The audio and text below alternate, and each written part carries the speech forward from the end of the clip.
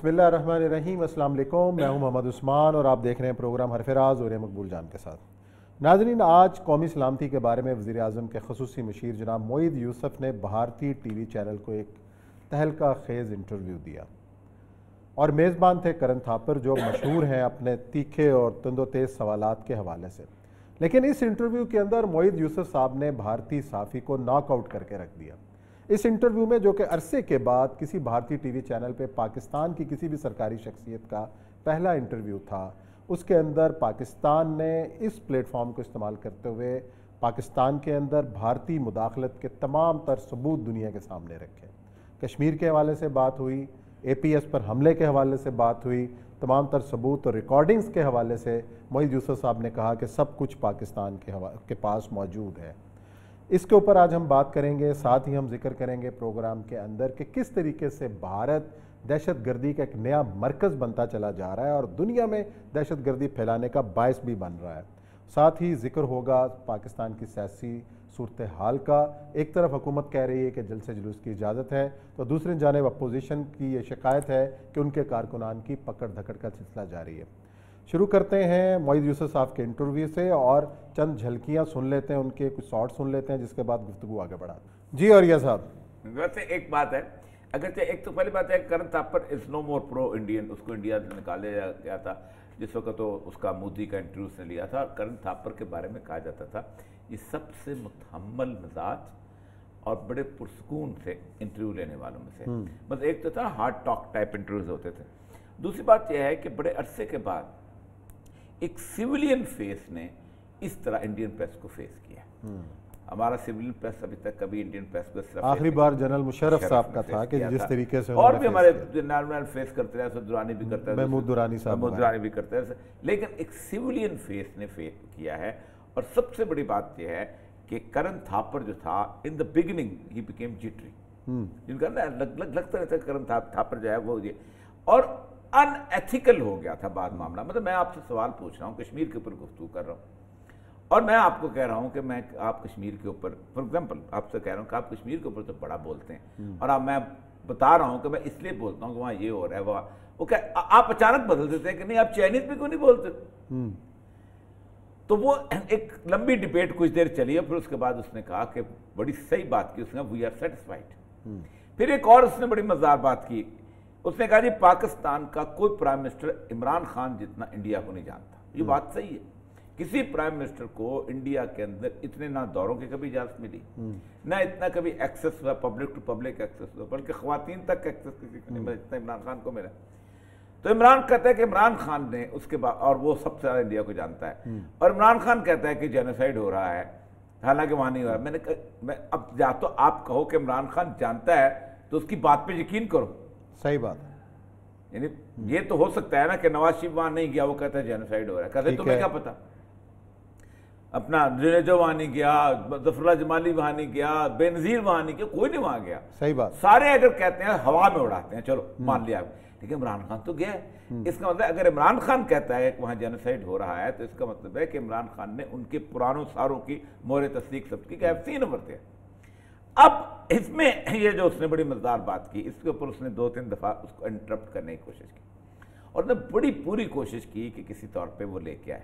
मैं हैरान होता हूँ कि ही हैंडल, गुजार बात है, एक तो खैर वैसे ही जो सब वहाँ का उनकी ट्रेंड है। उसने कहा तुम पहले ये लिखते रहे थे। उसने कहा हाँ मुझे पहले नहीं पता था, आई वाज अ स्टूडेंट, लेकिन जब मैं आप इस हेल्म अफेयर में आऊँ तो then I got the realities, तब मुझे पता चला। एक और उसने मजेदार बात जो उसने सवाल किया, उसने कहा कि ये जो सारे सवाल आते हैं ये आप सारा एविडेंस आज मुझे क्यों दे रहे हो, इतने साल बाद APS का इतने। उसने कहा मेरे पास रॉ एविडेंस था, कच्चा एविडेंस था, आज मेरे सामने आया, मैंने आपके सामने रख दिया, हमने छुपाया तो नहीं। और आपकी तरह नहीं कि बगैर तस्दीक किए इल्जाम लगा। मैंने आपके सामने रख दिया कि ये एविडेंस है, मैं कच्चा एविडेंस लेके आपके पास कैसे जाता।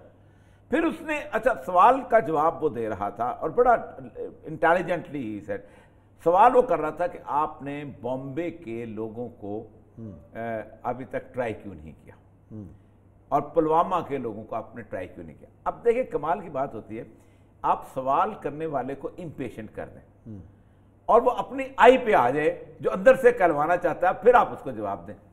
उसने कहा कि मसला सारा ये है कि इंडिया ने ये किया, ये उसने, मैं कुछ पूछ रहा हूँ तुम जवाब पूछ रहे हो, तो मैं कुछ पूछ, उसने पूरी अपनी रिलेशन बता दी, आपने इंडिया में ये किया, और फिर आपने फिर उसने फिक्रा कमाल बोला, you have been embarrassing the Afghan government, यानी आप अफगान हुकूमत को भी शर्मिंदा कर रहे हो।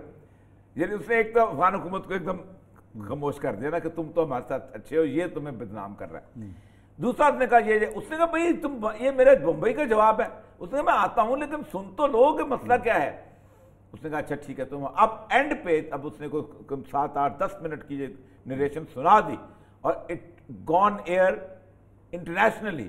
फिर उसने कहा आप मेरी बात सुनो, 29 विटनेसेस जो हैं इंडिया के हैं, तुम 29 विटनेस कल पाकिस्तान भेज दो, आके गवाही दें, हम आपको सजा दे देंगे। सही, यानी आप मामला तो ये है ना। उसने कहा फिर क्यों? उसने कहा मसला सारा ये है कि इंडिया खुद ये ट्रायल नहीं चाहता, क्योंकि इंडिया इसका डिप्लोमेटिक लेवल पे फायदा उठा रहा है। ये पुलवामा में सजा नहीं दे रहे, ये आज इंडिया कह दे हम यहाँ पर चलाते हैं, और फिर वही बातें जो जहाँ की पाकिस्तान की हमारे यहाँ होती हैं, वो छोटी छोटी, मतलब आपने 6 जज बदले हो, भाई जज बदले, कंटेंट में बात करो, जज में से 15 बदल जाए, जज दुनिया में बदलते ही रहते हैं, ऐसी कौन सी बात है, ये कोई इतना बड़ा इशू तो है नहीं, लखवी वाले मसले। फिर उसने एक तारक खोसा की बात किया। हमारे यहाँ मसला सारा जो होता है कि पाकिस्तान के अंदर, मैं अक्सर लोगों से, हमारे जो ब्यूरोक्रेट हैं ये जब रिटायर हो जाते हैं तो इनको बड़ी बड़ी खोपड़ी में बड़ी अजीब अजीब बातें आती। मैं 1000 दफ़ा इनको कहा है कि यार कम से कम स्टेट सीक्रेट्स के हिसाब से आप थोड़ा सा मुतासर हैं,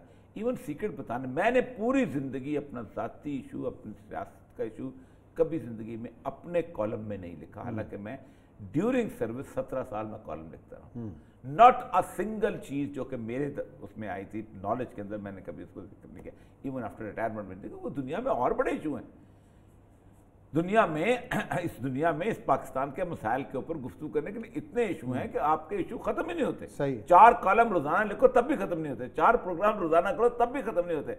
मैं कहूँगा जी फलाने, मैं उस वक्त नवाज शरीफ जब मीटिंग कर रहा था तो मीटिंग के साथ समोसे भी खा रहा था या दही लस्सी बनाता था। ये कुछ चीज़ें हैं कौमों को। तो खास खुदा साहब ने भी एक इस तरह की एक, अच्छा कश्मीर के हवाले से जो बात हुई है, बहुत सवाल है, वो जरा सुनवाइए जी। कश्मीर के हवाले से क्या सवाल हुआ और क्या जवाब दिया मोईद यूसुफ साहब ने, उसके बाद फिर गुफ्तगू बढ़ाते हैं जी। और ये साहब कितनी बड़ी बात कही है, और साथ क्या आगे बढ़ो, बात करो, हम तैयार हैं। असल में मतलब पता क्या है मतलब, अच्छा उसने एक्चुअली ओपनिंग तो उसका गिलगित बल्तिस्तान था, और गिलगित बल्तिस्तान के ऊपर एक बात उसने कहा कि हम यही कर रहे हैं तो हम भी ये कर रहे हैं। ये हमारे यहाँ पाकिस्तान में बड़ी गुफ्तगू होती है। उसने एक बड़ी बात क्लैरिटी के साथ बताई। उसने कहा कि इंडिया पाकिस्तान के दरमियान जो प्लेबिसाइट की करारदाद है, उसके अंदर ये है कि कोई मुल्क जो है एक डिस्प्यूटेड टेरिटरी के स्टेटस को नहीं बदलेगा। उसने कहा अगरचे कि तुम मेरे साथ चलो, और ये अब हमको भी पता है, सबको पता है कि गिलगित बल्तिस्तान का गली गली में आप जाके घूम लें, आप वो कहेंगे हमें पाकिस्तान के साथ लगाओ। बिल्कुल सही बात। उसकी एक बुनियादी वजह पता है क्या है? उसकी बुनियादी वजह यह है कि वो कभी भी कश्मीर का हिस्सा नहीं थे। उन पर गुलाब सिंह डोगरा ने हमला किया 1849 के अंदर, उनको 1-2 साल पहले उनको साथ मिला लिया। अब चूंकि एक बन गया हुआ है, इंटरनेशनल डिस्प्यूट एरिया बन गया हुआ है, तो हम उसके नहीं। उसने कहा हम अगर जो भी करेंगे वो उसका कॉन्स्टिट्यूशनल जो भी करेंगे वो अकॉर्डिंग टू दी करारदादें जो हैं उनके मुताबिक करेंगे। सही। यानी अगर हम उसको टेम्पररी स्टेटस देंगे या कुछ भी देंगे, हम उसका अल्टर नहीं करेंगे स्टेटस को। तुमने तो अल्टर कर दिया, तुम्हारे हमारे दरमियान तो कोई मतलब मैच ही नहीं बनता। तुम तो 370 जो है, फिर वो उसने एक और किस्म की कहानी बयान करनी शुरू कर दी करण थापर ने कि जब 370 हुआ था तो पाकिस्तान ने सबसे ज़्यादा उसके ऊपर एहतजाज किया था कि ये गलत हुआ है, उसको कश्मीर को मर्ज कर दिया है, स्टेटस ख़राब कर दिया। अब हमने विड्रॉ किया है तो आप फिर चीखते हो। सही है। उसकी बुनियादी वजह जो है, मेरा ख्याल है उस वक्त में यूसुफ थोड़ा सा उसको नहीं कर सके एक्सप्लेन।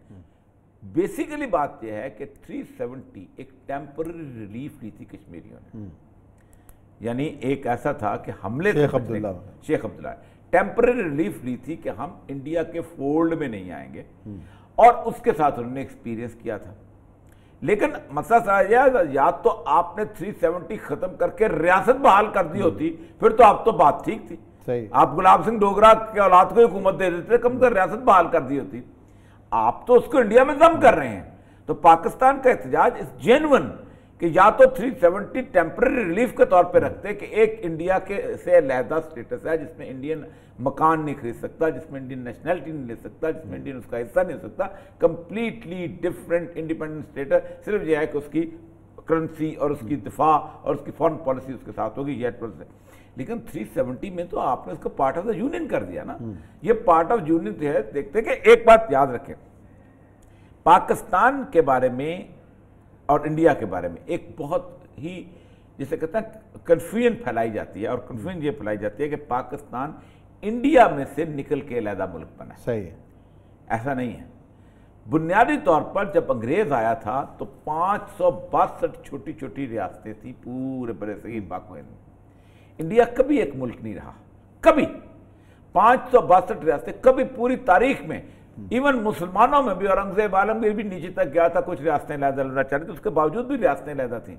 औरंगजेब के ज़माने में भी लखनऊ की रियासत मौजूद थी, औरंगजेब के ज़माने में भी पटौदी की रियासत मौजूद थी, उसके ज़माने में भी कल्लात की रियासत मौजूद थी, उसके ज़माने में स्वात की रियासत मौजूद। ये सारी इंडिपेंडेंट रियासतें थी, एक अम्ब्रेला सी सूरत हाल रहती थी और कुछ नहीं होता।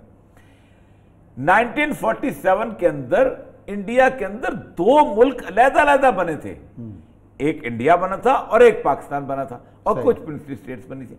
अब ये है स्टेटस बुनियादी तौर पर। तो ये उसको असल में बेसिकली कुछ उस वक्त फोर्स चल रहा था इंटरव्यू का, और कुछ करंट था, पर उस वक्त बड़ा जिटरी हुआ हुआ था। मतलब मुझे पहले दफा ऐसा लगा है कि यानी सेकुलर हूं, लिबरल हूं, जो कुछ जहां इस्लाम और पाकिस्तान की बात आती है वो सेकुलरिज्म से सब खत्म हो जाता है। अच्छा चलें, ये जो आज जो इंटरव्यू हुआ अरसे के बाद एक सिविलियन फेस ने फेस भी किया इंडियन प्रेस को, और जाहिर है पूरी दुनिया में ये सुना गया, और ख़ुद इंडिया के अंदर पाकिस्तान का जो बयानिया इस हवाले से भी सुना गया। तो भारत के अंदर जो राय आमा एक बनाई गई पाकिस्तान के हवाले से, उसको किस तरीके से हिट करेगा? देखिए इंडिया के अब मैं आता हूँ कि इंडिया इसको फेस क्या कर रहा है, बहुत इंपॉर्टेंट चीज है। ये ब्रेक के बाद कर लेते हैं, चलो ठीक है। कि इंडिया इस वक्त दुनिया में सबसे बैड प्रेस इंडिया फेस कर रहा है, दुनिया का सबसे बैड प्रेस, और खुद भारत के प्रेस के अंदर इस किस्म का इंटरव्यू होना। हाँ, ये तो खैर उसको तो बेचारे को भारत देश निकाला दे दें, अरुंधति राय के बाहर बैठ के कर रहा है इंटरव्यू। अच्छा, हाँ, ये तो बेचारा नरेंद्र मोदी, आपको पता है नरेंद्र मोदी उठ के चला गया था इसके शो में से, और इसने फिक्रा पता है क्या बोला था नरेंद्र मोदी ने? करण भाई हमारी दोस्ती बनी रहे तो अच्छा है। अच्छा, सीधी धमकी। चले जी नाज़रीन, लेते हैं ब्रेक, और ब्रेक के बाद आएंगे और जिक्र करेंगे कि भारत को किस किस्म के प्रेस का सामना है, और ख़ुद भारत दुनिया के लिए कितना बड़ा ख़तरा बनने जा रहा है। इस पर बात करेंगे ब्रेक के बाद।